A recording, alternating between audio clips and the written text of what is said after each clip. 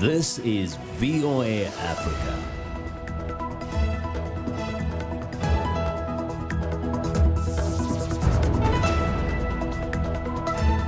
Good evening, I'm Esther Githui. It's Monday, February 3rd. This is Africa 54. Tragedy in Tanzania, where at least 20 people were trampled to death at an open-air evangelical Christian church service. Africa 54 takes a closer look at the travel ban placed on Nigeria by the White House. The move could affect thousands of immigrants and reignite debate over whether the policy discriminates against Muslims. And a Kenyan football team rises from a crime-plagued Nairobi slum to become a source of hope and inspiration.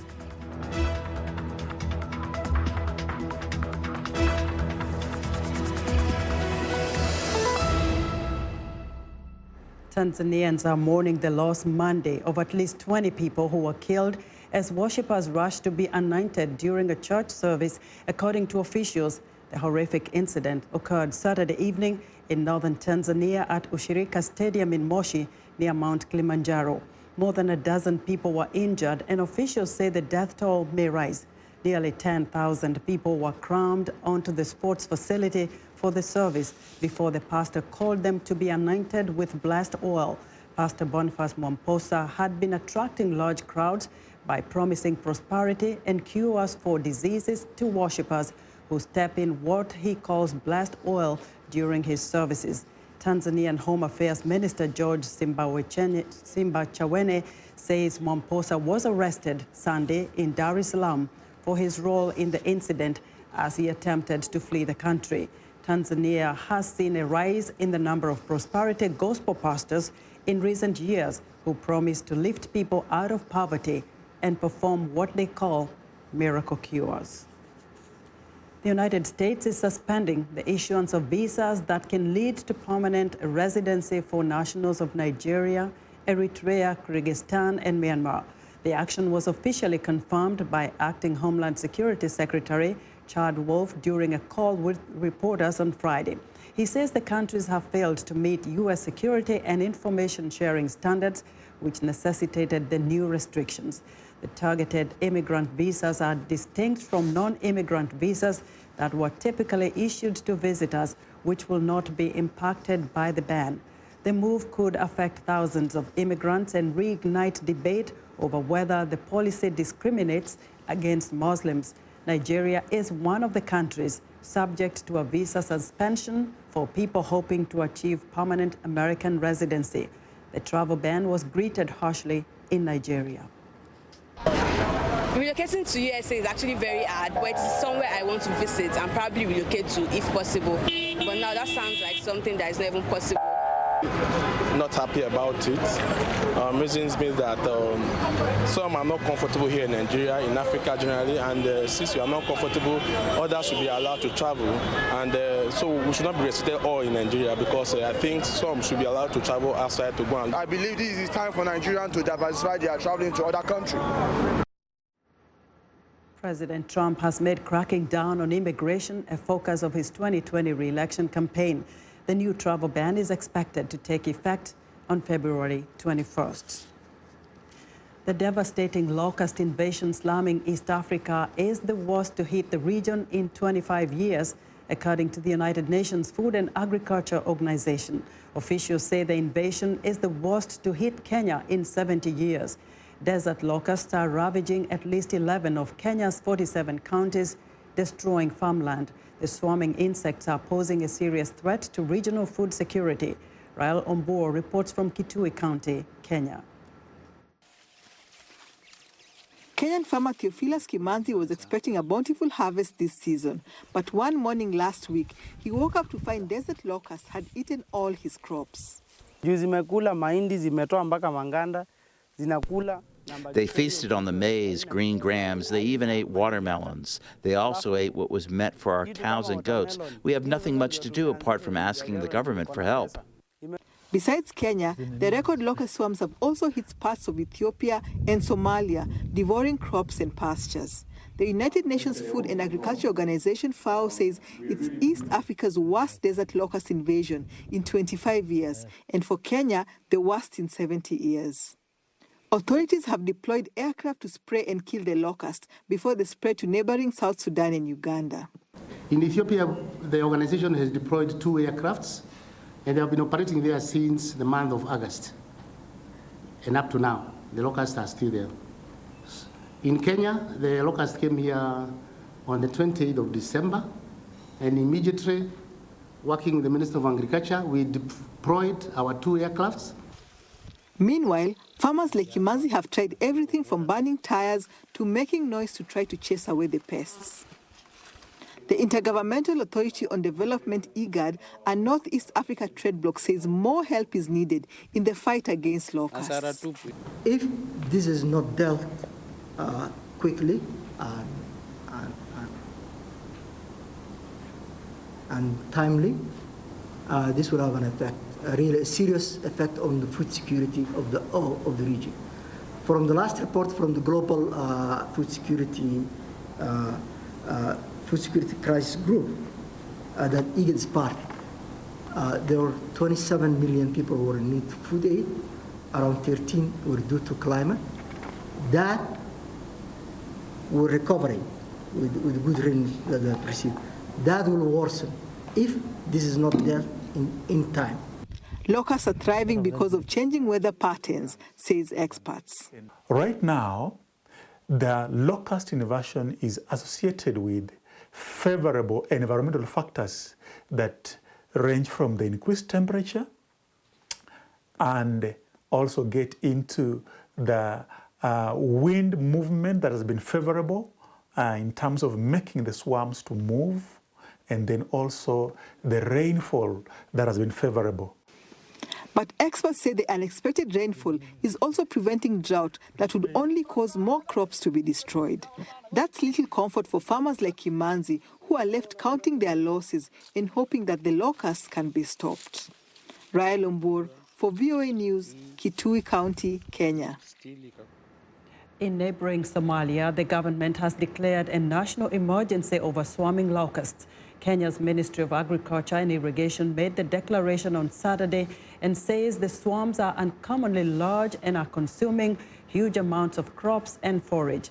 The Somali Minister of Agriculture and Irrigation, Said Hussein Lead, told VOA the desert locust poses a major threat to the country's already fragile food security situation.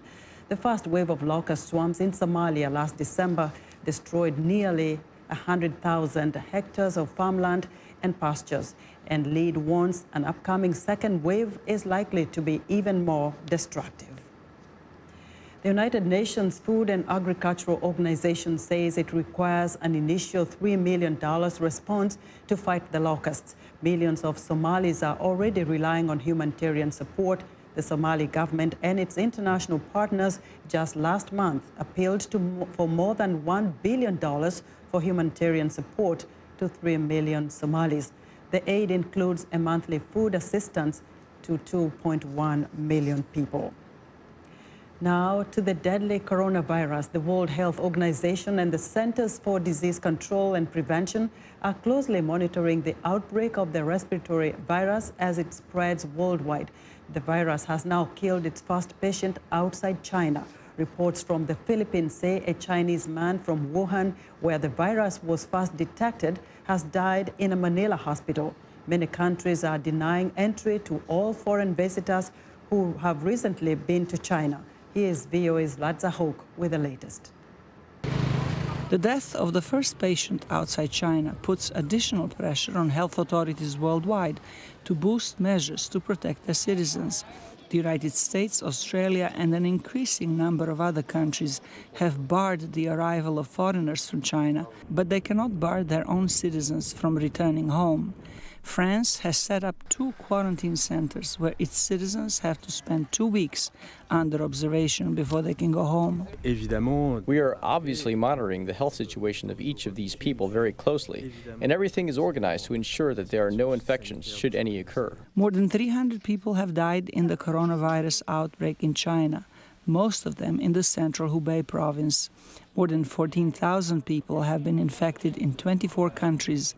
Health authorities believe the virus can reproduce and exist inside the digestive tract, but have not yet determined how it is spread. In Wuhan, Shenzhen, and even in the first virus cases in the United States, they detected new coronavirus in feces of the patients. This phenomenon indicates that the virus can reproduce and exist inside the digestive tract, but whether the virus is spread through fecal-oral transmission or through droplets containing the virus that forms an aerosol and then spreads, this requires epidemiological research to confirm.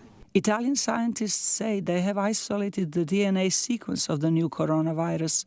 The findings were made at the Lazzaro Spallanzani National Institute for Infectious Diseases, which was treating a couple of Chinese visitors who were sickened by the virus. Having isolated the virus means that we'll have many more opportunities to study it, to understand it, and to better test what can be proved effective to contain its spread. Italian Health Minister Roberto Speranza told reporters Sunday the findings would be shared with the international community.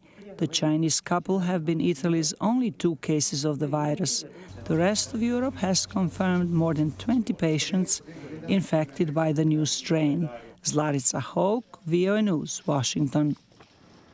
Nearly 152 million children between the ages of 5 and 17 are engaged in child labor, and 73 million of them are in Africa, according to the United Nations. The UN is calling for a worldwide end to child labor by 2025. It is an ambitious goal for the continent with the highest rate of child labor in the world. VOA's Jesusamen Oni takes a deeper look at the issue. Grueling work for little pay. That's the daily reality for millions of children across Africa. The International Labor Organization estimates about 73 million children in Africa are sent out to work because of widespread poverty, insufficient access to education, and conflict, some as young as 5 years old. What we're talking about is work that puts their future in jeopardy, whether because their health is on the line, they're working in mines, for example, where the imminent danger of a mine collapse or death. Mutada Haig left school in Sudan when he was 12. For him, it was a choice between studying or feeding his family. My mother kept telling me in the future, and when our life gets better and not get worse, I'll study and become a doctor. But all of a sudden, the whole situation occurred in Sudan. According to the ILO, 85% of Africa's child laborers work in agriculture. Across all sectors, many are subject to backbreaking labor, long hours, and exposure to dangerous environments. Rights advocates say injuries are not the only problem. There are other negative aspects because the children's self-esteem is low, because all the time he faces insults or has a low self-esteem, because all the time the factory's owner insults him, makes him feel that he is less than anyone. So you are already bringing up a generation that has no self-confidence.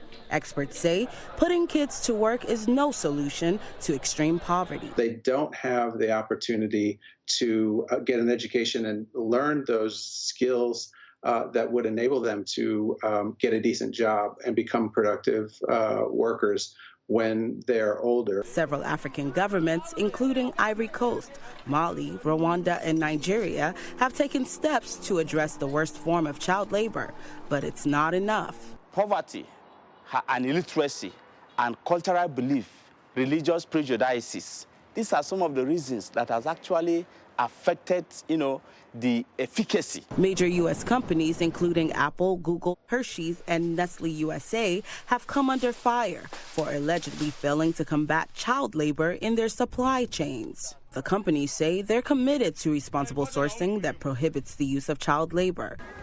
The UN's goal is to end child labor by 2025, an ambitious goal for a continent with the highest rates of child labor in the world. Jesusamen Oni, VOA News, Washington.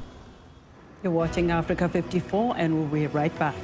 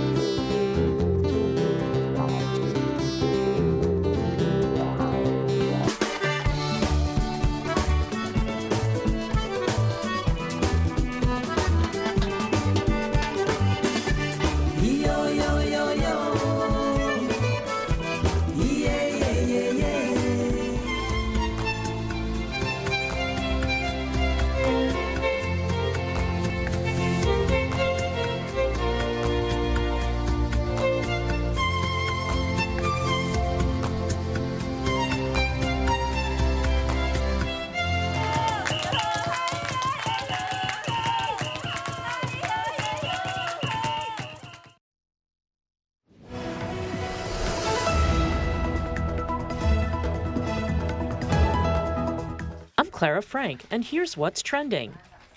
The purchase of reusable diapers is booming in Britain as parents ditch disposable diapers.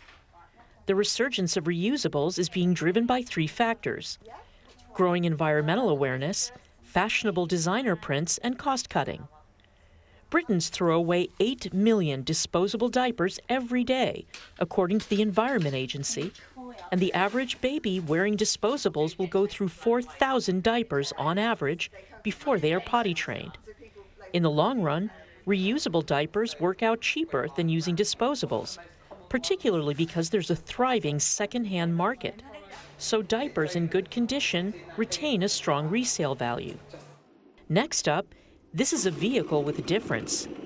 Ian Oliver's Amphicar 770 is a German-built vehicle that was predominantly built in the 60s and mostly ended up in America. Now that it's roadworthy and shipshape, Oliver is testing the Amphicar among Canberra's landmarks, including its waterways. The National Capital Authority has given Oliver permission to run out on Lake Burley Griffin.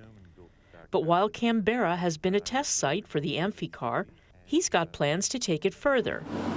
Until then, though, the Amphicar is calling the Australian capital's waterways home. And that's what's trending today. The first votes of the 2020 U.S. presidential election campaign are being cast on Monday as the state of Iowa holds its caucuses. America's political parties use a series of caucuses and primary elections to determine their presidential nominee. The VOA team in Iowa asked students of African descent what they consider the most important issue that will determine who they vote for.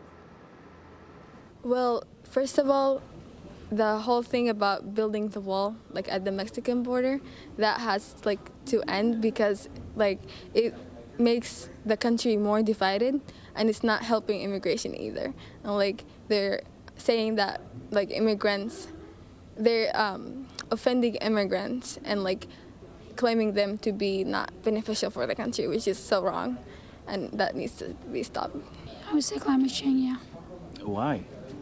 Because it's a big issue with carbon dioxide that's increasing every day due to industrialization and all of that stuff. It's just a huge issue, and every day it's just growing and big and becoming worse. Climate change. Why? Because it's our environment, the environment we live in, and we should have better environment and healthier. Students of African descent speaking with VOA in Iowa. Now, for more on the very important Iowa caucuses, VOA's Dile Diko joins us live from Iowa City. Hello, Dile. Bring us up to speed on what's happening. Hello, Esther. So Hester, right now the atmosphere is super quiet, so Iowans just go about their usual business. They're at the university or at work. So what's happening is that at 7 today they're going to vote, so they're going to go physically to the site where they're supposed to vote. And what's going to happen basically is that they're gathered in a room and then they'll form different groups in order to vote. So they'll be the first to actually give their preference for a candidate in the nation. So, Dile, tell us what's important at this stage with the Iowa caucus. Why is this so important? So it's important because it's the first caucus in the country, in the entire nation. So it kind of sets the tone for what is going to happen. And the results of the caucus are going to influence other states because next week, New Hampshire they're going to the primaries. And after that, we have the Super Tuesday. So obviously, all those voters will be influenced by the results in Iowa. Dile, you've spoken to a number of Africans there who will be voting, and as we speak, do we know who is a likely winner in the caucuses? So as we speak, because the vote is actually happening today at 7 p.m., we do not know what's going to happen, but there are definitely favorites. Joe Biden and Bernie Sanders are favorite, and Elizabeth Warren is also a favorite here. And we noticed with the VOA team that here in Iowa City, which is a very liberal city, Andrew Young has a lot of supporters. So we're like waiting, and we'll see at 7 what's going to happen. And very briefly, Dile, what are African voters really looking for in this election? What is one thing that they really want to see the next president do for them? So they're very preoccupied by the immigration situations and law regarding immigration. It's the main concern among African immigrants. A lot of young African students have also stated access to health. So it's a preoccupation for those who do not work and want to, be able to afford medication and drugs. So those are the two main concerns, immigration and health. Right. Dile, thank you so much. We'll catch up again tomorrow. VOA's Dile Diko reporting live from Iowa City in Iowa. Thank you.